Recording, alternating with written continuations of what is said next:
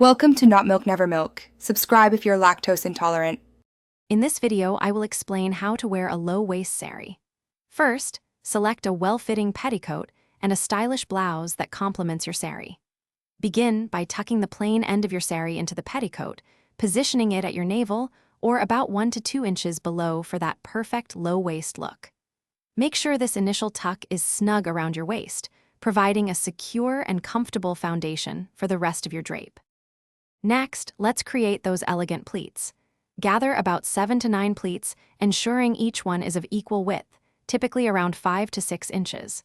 This consistency is key for a graceful fall. Once formed, neatly tuck these pleats into your petticoat, positioning them slightly to the left of your navel. This placement helps in achieving a flattering silhouette and allows the saree to drape beautifully over your curves.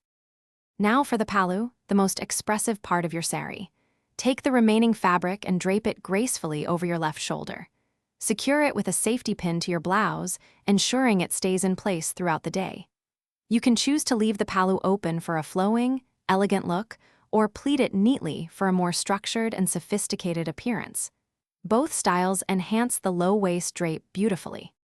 Finally, make any necessary adjustments to ensure your saree is comfortable and perfectly positioned at your desired low-waist level.